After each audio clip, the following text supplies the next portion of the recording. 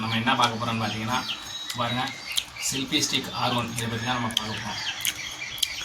இதான் நான் யூஸ் பண்ணுறது. இது வந்து சில பேருக்கு யூஸ் பண்ண தெரியல, வாங்க புதுசில் என்ன பண்ணுறது எப்படி பண்ணுறது அப்படின்னு தெரியாமல் யூடியூப்பில் நோண்டி பார்க்குறாங்க. அதில் வீடியோ அதிகமாக இல்லை.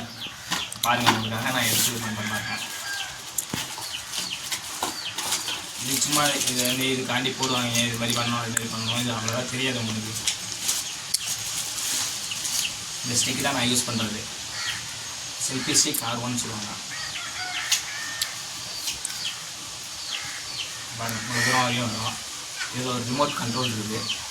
இது ரொட்டேட்டிங் பண்ணிக்கலாம் மேலே வரையும். பாருங்கள்,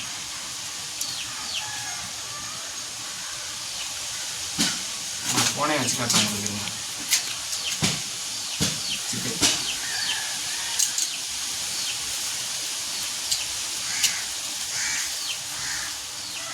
பாருங்கள், இப்படி தான் வச்சுக்கலாங்க.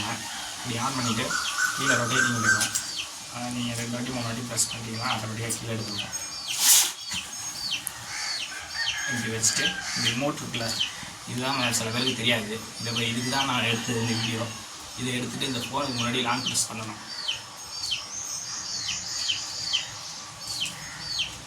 இந்த மாதிரி லைட் எரியும் போது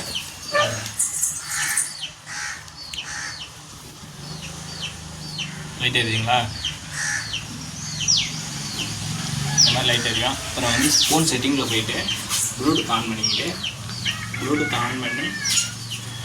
அதை செல்ஃபி அப்படின்னு பார்க்கும். அதை ஓகே கொடுத்து அப்படின்ட்டிங்கன்னா ஆட்டோமேட்டிக்காக கனெக்டிங் ஆகிக்கும். உங்களுக்கு 20 அடி 25 அடி கூட உங்களுக்காக இந்த ரிமோட் வச்சு அதை யூஸ் பண்ணிக்க முடியும்.